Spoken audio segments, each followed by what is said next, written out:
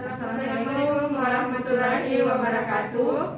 Kami dari Puskesmas Ajangale, Kabupaten Bone. Perkenalkan, nama saya Siti Hardianti. Nama saya Dr. Anggra. Nama saya Eka Permatasari. Kami akan membuat video mengenai pengendalian faktor risiko PTM dengan perilaku cerdik. Assalamualaikum warahmatullahi wabarakatuh. Terima kasih atas kehadirannya. Di sini saya akan menjelaskan pengendalian faktor risiko PTM dengan perilaku cerdik. C adalah C kesehatan secara rutin. Biasanya PTM sering muncul tanpa gejala, oleh sebab itu penting dilakukan deteksi dini untuk mengetahui kondisi tubuh sejak awal. Biasanya ibu-ibu tinggi tensinya tapi tidak ada gejalanya. Nah, di situ penting untuk datang berobat. Karena sebenarnya itu ibu lebih bahaya jika penderita hipertensi tidak ada keluhannya daripada ada keluhan. Karena kalau ada keluhan lebih mudah diketahui bahwa ibu menderita hipertensi. Nah, itu pentingnya ibu dilakukan deteksi dini minimal satu kali setahun untuk populasi sehat dan populasi beresiko 3 sampai 6 bulan. Dan selanjutnya itu enyahkan asap rokok. Mungkin di sini ibu-ibu ada suaminya yang merokok. Tidak ada. Tidak ada. Kalau tidak ada, bagus gitu bu, karena tidak keluarganya tidak terpapar dari asap rokok. Dan Gimana kalau misalnya saya di luar kena asap rokok? kita yang merokok mungkin berarti itu lebih parah yang menghisap asap rokok daripada yang merokok, karena lebih terpapar ke asap rokoknya, lebih masuk ke dalam tubuh daripada yang merokok. Assalamualaikum warahmatullahi wabarakatuh. Waalaikumsalam. Baik, menyambung dari materi yang sebelumnya tadi, kan ada kata cerdik, C dan E sudah dijelaskan tadi oleh fasilitator pertama. Selanjutnya saya akan menjelaskan R dan D. Jadi R adalah rajin aktivitas fisik. Yang dimaksud di sini biasanya ibu-ibu aktivitas fisik di rumah atau tidak? Ya biasa kalau pagi-pagi menyapu.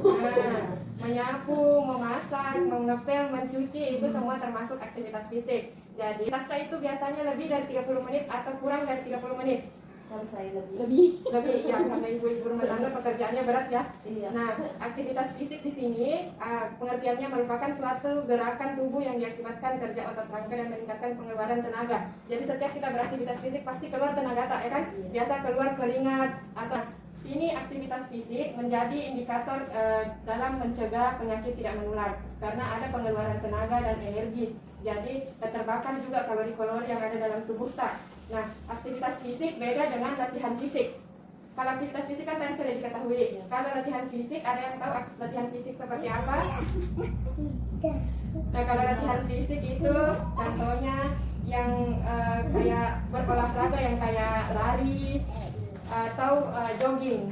Jadi bedanya aktivitas fisik ini aktivitas sehari-hari. Kalau latihan fisik ini yang tujuannya untuk meningkatkan kesehatan tubuh, yang lebih ke dia lebih frekuensinya 3 sampai 5 kali seminggu. Saya jelaskan juga manfaat aktivitas fisik. Yang pertama, mengendalikan berat badan. Jadi biasanya kan kalau kita bergerak terkuras energi kita. Jadi ini bisa membakar kalori dan sehingga bisa mengendalikan berat badan. Yang kedua adalah mengendalikan tekanan darah. Jadi aktivitas ini bisa menstabilkan tekanan darah. Yang ketiga, menurunkan risiko keropos tulang, jadi osteoporosis. Jadi aktivitas fisik bisa mencegah osteoporosis. Selanjutnya huruf kedua setelah R adalah D.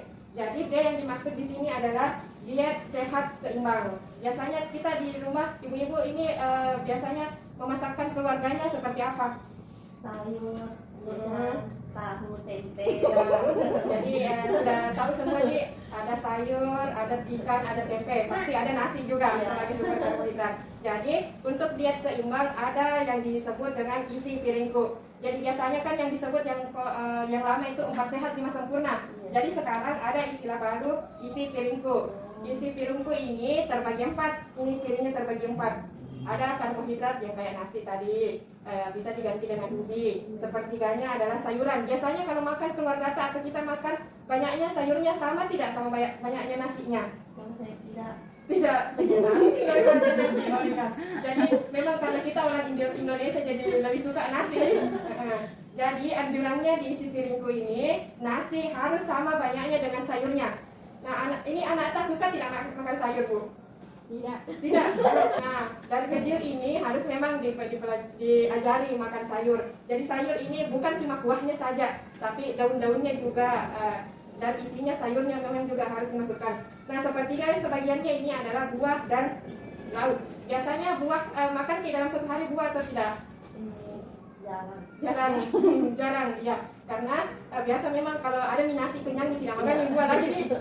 Jadi dalam anjurannya diet seimbang itu harus ada juga buah. Beda buah, beda sayur.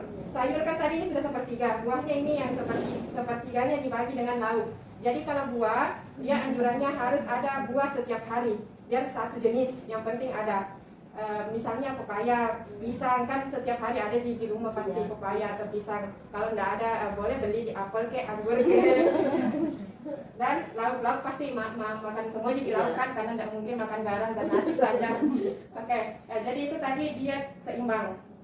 10 pedoman gizi seimbang. Yang pertama pasti biasakan cuci tangan. Biasa jika cuci tangan sebelum makan, sebelum makan cuci tangan, berdoa dan konsumsi banyak sayur, buah dan sayur. Dan air minum. Kalau air minumnya anjurannya dalam sehari adalah 8 gelas atau kurang lebih 2 liter. Nah, itu tadi pembahasan tentang R dan D. Selanjutnya akan dijelaskan oleh teman fasilitator lain.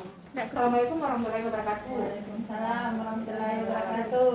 Baiklah, saya akan melanjutkan penjelasan mengenai pengendalian faktor risiko PTM dengan perilaku cerdik. Tadi beberapa telah dijelaskan dari teman saya. Selanjutnya saya akan menjelaskan I dan K. Apa itu I? I itu merupakan istirahat yang cukup. Setiap orang membutuhkan istirahat agar tubuhnya dan pikiran kembali segar setelah melakukan aktivitas sehari-hari. Kemudian ibu-ibu kader mungkin sudah mengetahui apa yang dikatakan istirahat yang cukup. Tidak. Dikatakan istirahat yang cukup apabila kualitas dan kuantitasnya terpenuhi. Nah, apa itu kuantitas? Kuantitas itu dikatakan apabila tidur malamnya minimal 7 jam setiap hari. Kemudian untuk kualitasnya, tanyakan kepada pasiennya, apakah pada saat tidur malam dia tidurnya selalu terbangun atau tidak. Kemudian bangunnya di pagi hari, apakah pasiennya merasa segar atau tidak. Kemudian apakah dapat tidur dengan mudah dalam 30 menit saat berbaring. Jika misalnya pasiennya tidak memenuhi kualitas dan kuantitasnya, berarti istirahatnya tidak dikatakan cukup. Tanyakan apa yang mempengaruhi.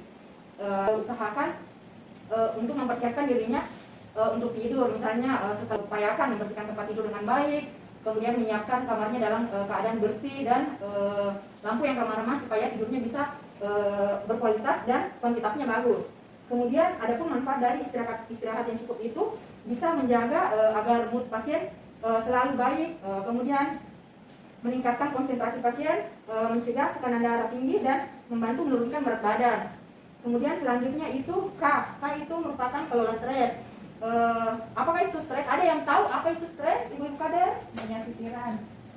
Stres itu reaksi seseorang baik secara fisik maupun emosional, baik mental maupun psikis apabila ada perubahan di lingkungan. Nah, perubahan di lingkungan itu ada beberapa, misalnya ada pengaruh dari lingkungan rumahnya, ada masalah di lingkungan rumahnya, tanyakan adakah masalah di lingkungan rumah yang bikin stres.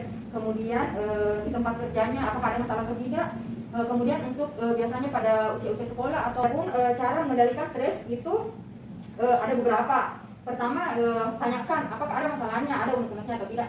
Kalau misalnya pasien ada unek-unek, suruh cerita apa unek-uneknya supaya pasiennya merasa plong atau tidak, atau merasa plong. Kemudian olahraga, anjurkan pasien itu melakukan olahraga bisa dengan naik sepeda atau jalan-jalan keliling kompleks. Kemudian lakukan mediasi. Mediasi itu bisa dilakukan seperti melakukan yoga. Kemudian jaga diri Anda. Seperti tadi yang saya bilang, upayakan istirahat yang cukup seperti tidurnya dijaga, kualitas dan kuantitasnya. Kemudian makanannya makan yang bergizi seperti sayur, buah-buahan, serta makanan yang tinggi protein. Kemudian ibu-ibu kader di sini apa hobinya? Jalan ke Jalan-jalan. tanya pasiennya apa hobinya ibu. Kalau misalnya hobinya jalan-jalan, tanya pergi dulu jalan-jalan supaya hilang stresnya. Selanjutnya, jalani hidup pada masa sekarang. Anjurkan pasien untuk berpikir positif, hindari berpikir negatif. Kemudian apabila beberapa langkah ini untuk mengendalikan stres belum teratasi stresnya, anjurkan pasien untuk berkonsultasi ke dokter. Mungkin cukup sekian dari saya. Ada yang mau bertanya? Oh ya, Assalamualaikum warahmatullahi wabarakatuh. Demikian tugas video dari kami Puskesmas Ajangala. Terima Terima kasih. Wassalamualaikum warahmatullahi wabarakatuh.